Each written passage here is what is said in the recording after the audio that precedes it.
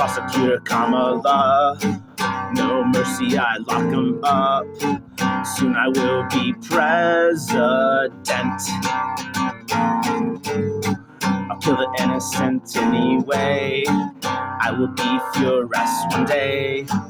I will come and lord over you. Arrested if your kids don't go to school. Your kids will sing my praise in school. California, Uber Alles. California, Uber Alles. Uber Alles. California, Uber Alles. California.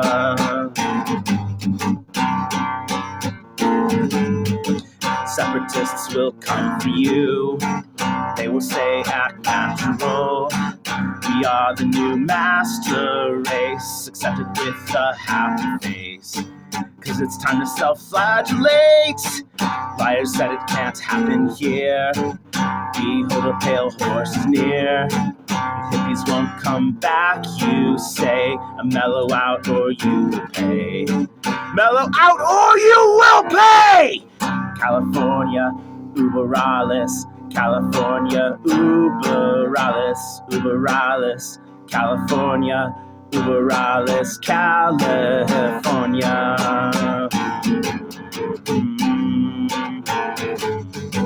Now it's 1984.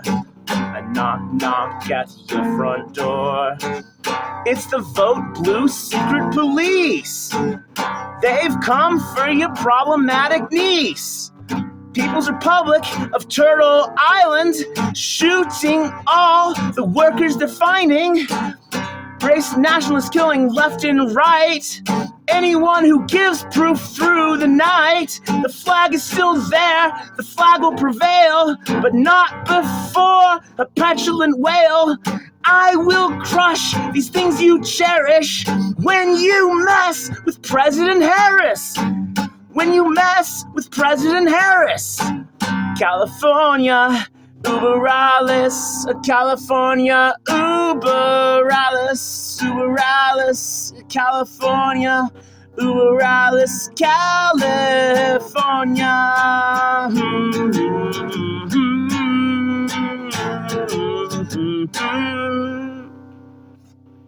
Hot Take Express.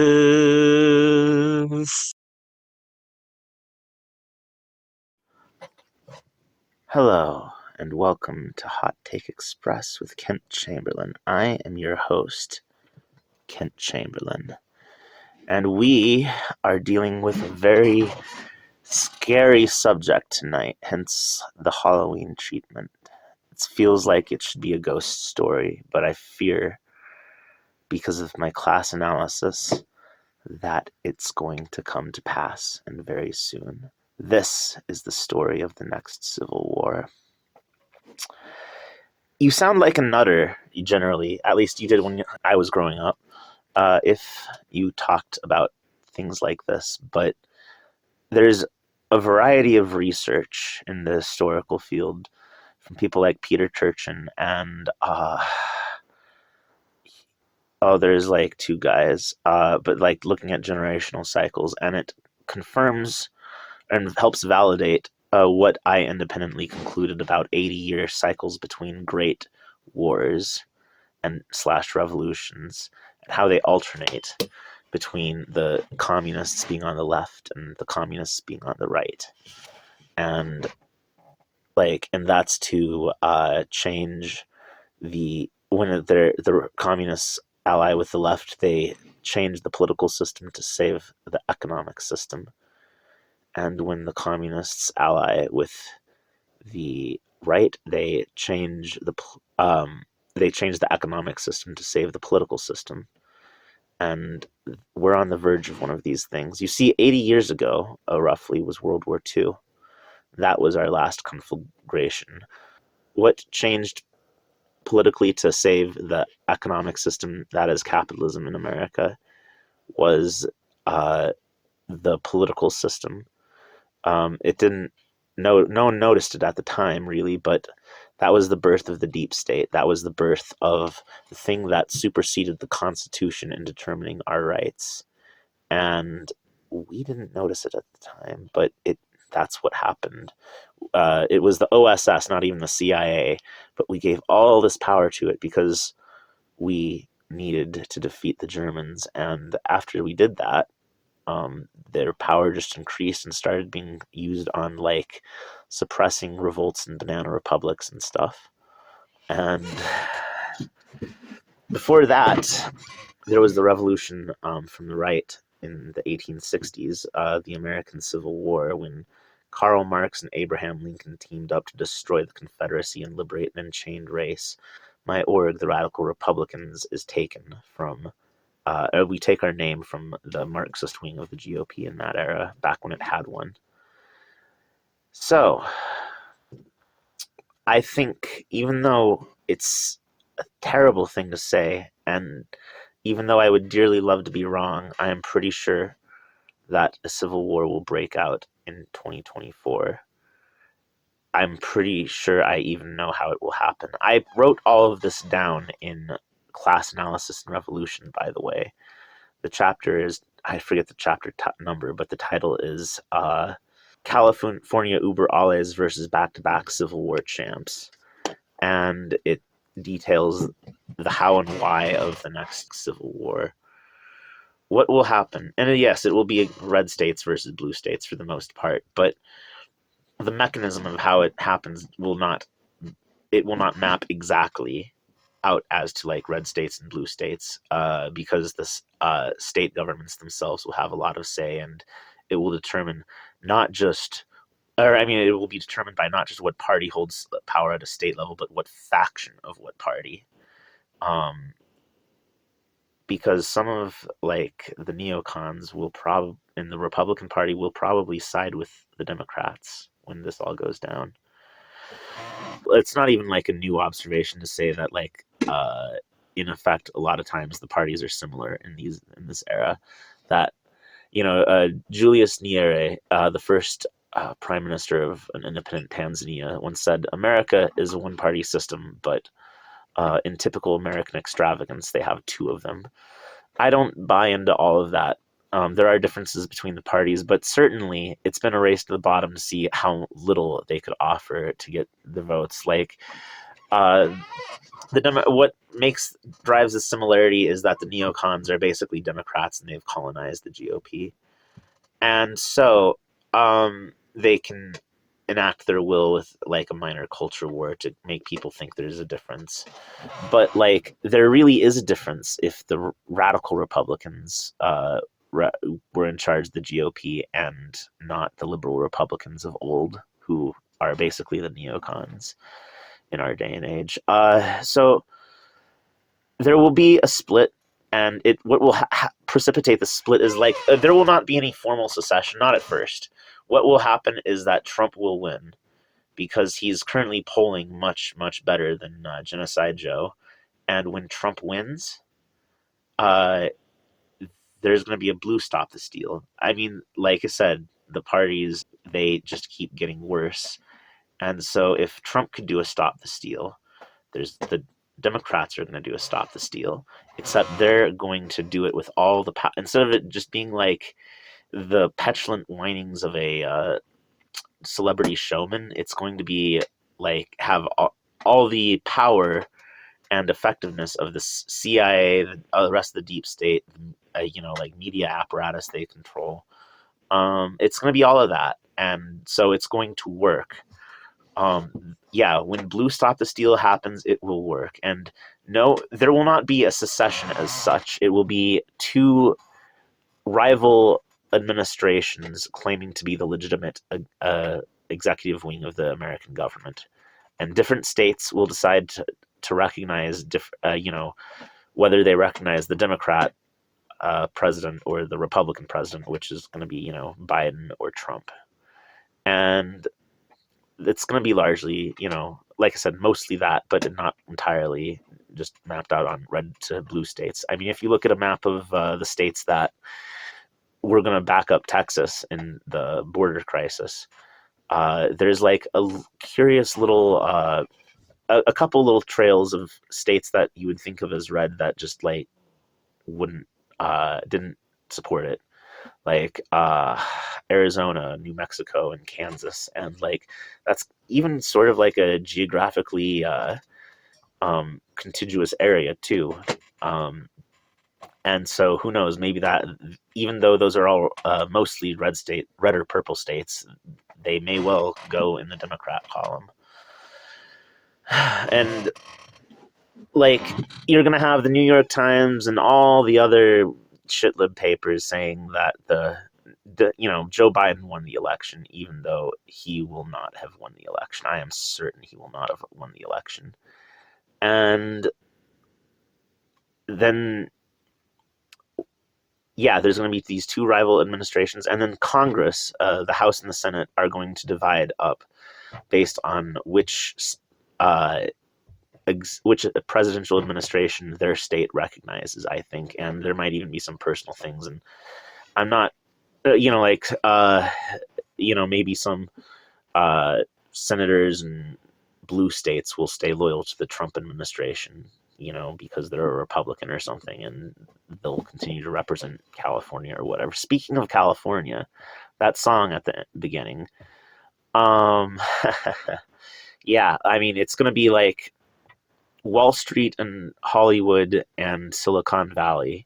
Mostly, I probably Hollywood will help, but they're not like the main driving force of California's economy anymore. It will be mostly Wall Street and Silicon Valley. They will drive this, and they will be the driving force of the Democrat side, and MAGA will be the driving force of the Republican side. And you can divide that up in your mind, and then you also have to start analyzing the classes, not just which parties go where. The classes that are behind the Democrat coalition will go to the Democrats. The classes that are behind the Republican coalition will go to the Republicans. As in the Chinese Civil War, the national bourgeoisie will be on the side of the revolutionary forces of MAGA. Like, think, Elon Musk is a chud, but he's definitely pro-Trump over pro-Biden. And so people like Elon Musk will be on our side. And there's all the criticisms, but when the shooting starts, you'll be happy to have friends. I have friends with that could help, and Starlink is pretty useful. There's gonna be all kinds of surprises. Like, I'm not entirely sure Florida's gonna be on our side. They might go with the Democrats. DeSantis is a neocon.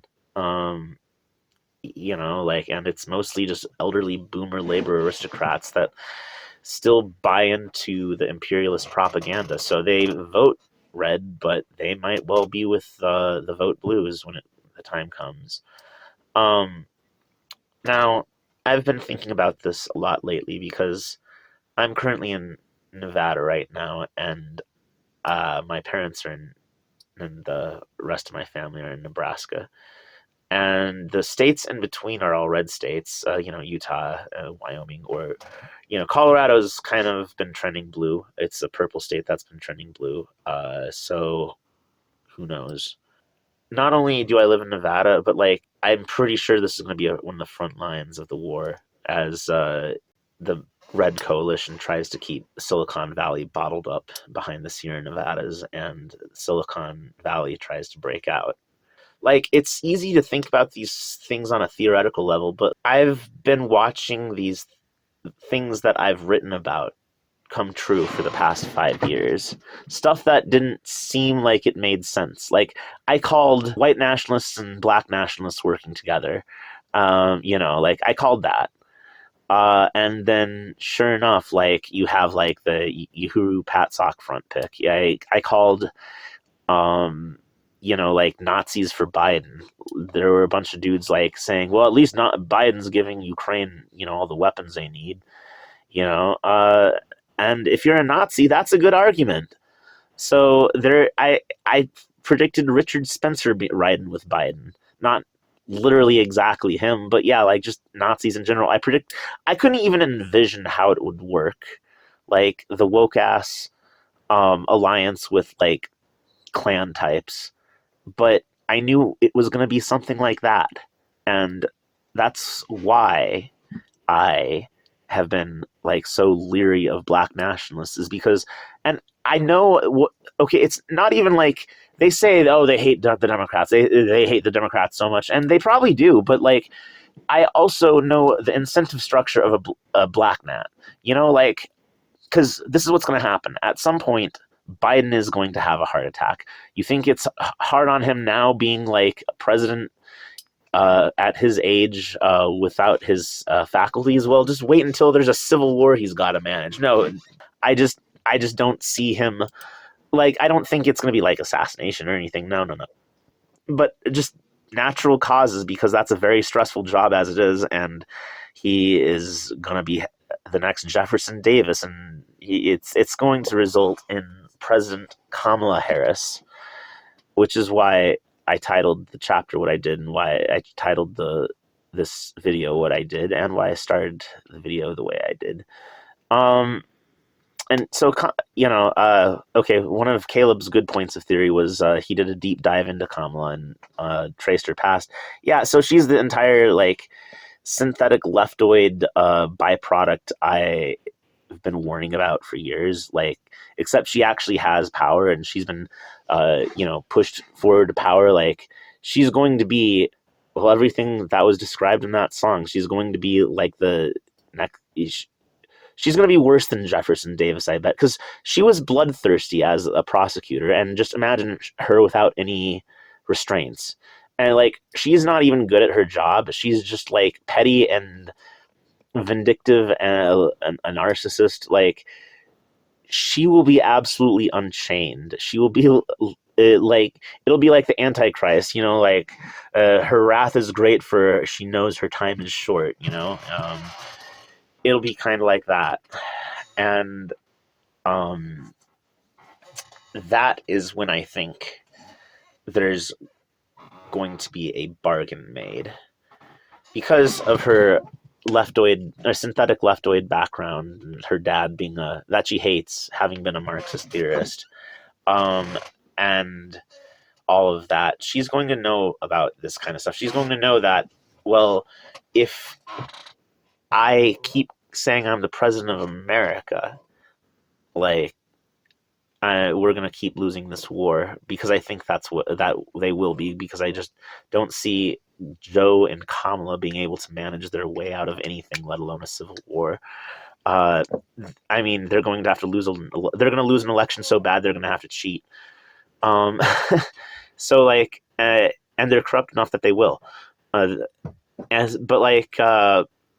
So yeah, if Kamala changes nothing, they'll keep losing. But if she does one weird trick, she's going to get an influx of new supporters, people who've probably been on the sidelines until that point. And it's going to be all the race nationalists. All she's got to do is be like, hey, you see MAGA country? That's going to be your ethno-states. You just have to carve it out of their hides, and it's all yours.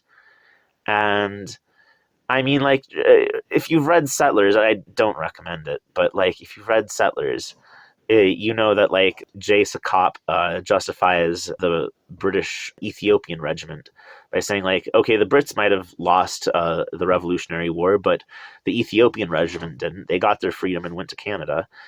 And yes, but, like, they're going to, like, black nats are going to apply that logic, that same kind of logic, to this. They're going to be like, well, Trump and Biden are both fascists, the real fascists will say. So whichever fascist is offering us an ethno-state is the one we're going to fight for. And that is what will happen. And the Uhurus deny it up and down. Caleb thinks I'm full of shit. But this is a point of theory, earnest theory, long-established Marxist-Leninist theory. I've made this prediction for like 5 years. It just keeps coming true, and I just see us heading towards a cataclysm. And, like, the signs of it are happening. Like, right before the Civil War, you saw, like, the liberal media just freaking out. Like, if you guys elect Lincoln, the South is gonna, no joke, there's gonna be a war. and you guys are going to regret it. And they're just hyping it up and making it seem like the worst thing ever. And what is the liberal media doing today? They're doing the same thing. Donald Trump's a fascist and an authoritarian, and if you elect him, he's going to destroy this country. So,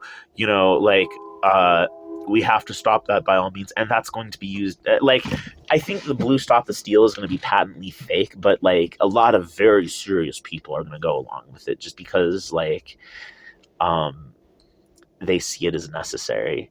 And that's going to be what happens. And it's just they're already making those warnings. The press is behaving the same way it did right before the 1860 election. And you've got the people on the northern side even call them, the paramilitaries on the northern side even call themselves some kind of version of woke. When back last time in 1860, when the North was the good side, they had this paramilitary, Republican paramilitary called the Wide Awakes. And the North being the North, they still see their concept of revolution as in terms of waking up. They just call it woke now, but it's degenerated to become this fascist, preening, hollow, legalistic version of what anti-fascism, anti-bigotry, and equality actually are supposed to be. It's the kind of environment that a tyrant like Kamala will thrive in, has thriven in. And I realize this might make me sound crazy. I do. There are not a lot of people talking about this, and there are some people, I'm Caleb, I'm pretty sure, who understands that a civil war is coming, but just sees it as bad praxis to talk about it. I don't know. I recall Karl Marx writing, "We communists are not afraid to state our principles and so forth." I forget the exact quote, but communists don't generally lie about their program, and it's not I don't want a civil war to happen. The last one was the deadliest war America ever fought, and the next one I think will outdo it. I don't want that to happen, but I just know historical trends and class analysis, and I can see history repeating itself.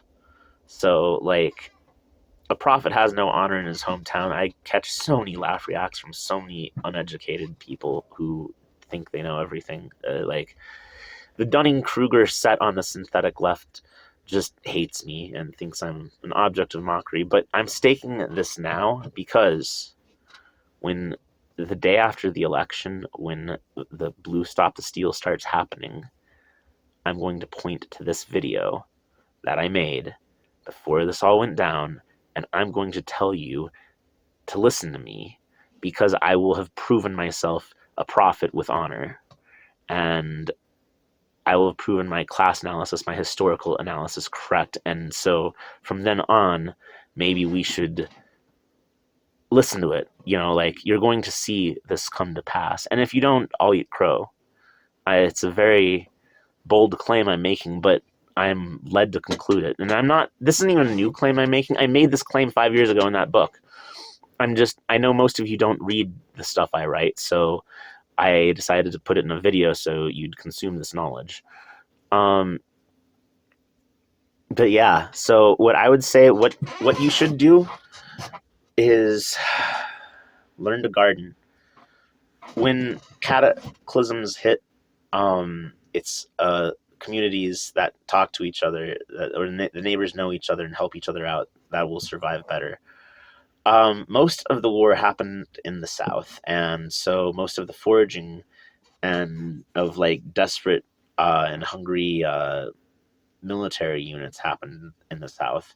There were these people called bushwhackers that would come along after the military had left and just take whatever supplies the armies hadn't requisitioned, and a lot of people starved to death. So learn to garden, learn to can, especially potatoes. They're the easiest thing to grow in most American climates, and they're not the easiest, but they're easy enough, and they're definitely the most significant source of calories that most people could probably grow tomorrow. and learn how to can. Put the stuff you grow up. Get a gun, practice, talk to other Republicans in your area. And if you are a race nationalist and you see the call for the ethno-state and all you got to do is carve it out of our hides, understand this. MAGA is not like, it's communism unaware of itself. And like Abraham Lincoln didn't want to free the slaves initially. He just wanted to preserve the Union, but he realized that he couldn't preserve the Union without freeing the slaves. War necessity drove him to do the unthinkable, and that's how capitalism will end, and it will be driven by this populist movement, this spontaneous, funnily enough, populist movement called MAGA. And so we are fighting for the end of capitalism. And if you are a socialist, if you are a communist, if that's how you think of yourself, and you end up fighting us to preserve capitalism just so you can have your pretty little master race ethno-state, well, that says a lot about you, doesn't it? And so, like, I hope the Uhurus and the Klan and everyone else that's given this offer on the day of, I hope they do some soul searching, and I hope they choose to end capitalism with us. Because we will have to fight this war, but it's not going to be pleasant. It's not going to be fun. It's not going to be enjoyable. It will be years of suffering and mayhem. It will be psychological scarring we will never be able to clean away if we survive. I don't wish that on anybody, but we're going to all have to go through it. So the less people are fighting for the bad guys, the quicker it'll go, and the less we'll have to suffer and die. So that's what I'm rooting for. And that's why I will never, ever bend on the race nationalism question, on the national question. I mean, it's just because I know what's coming. I know they will be used to fight us. And I hope the orgs have more principle than that when the day comes. But I know some of them still will. There will be a lot of, everyone associated with, like, the land back psyop, that the Bush Foundation stood up. They're going to be on the bad guys' side. The imperialists that have been, like, funding these psyops for years, they're going to call in their chips. They're going to call in their investment. And so I am just eternally leery of anyone who puts race over class, anyone who puts any sort of culture over class, because the deep state will use that against those who fight the class war. They will be able to turn them against us, and like the Social Democrats stabbing Rosa, like the Finns invading the Soviet Union to help out Nazi Germany, the people who play at communism, the middle-class academics that play at communism will end up siding with the bad guys. Don't let that happen. And so now you know, and knowing is half the battle. Wattic Express. California, Uber Alles, California, Uber Alles, California, Uber Alles, California.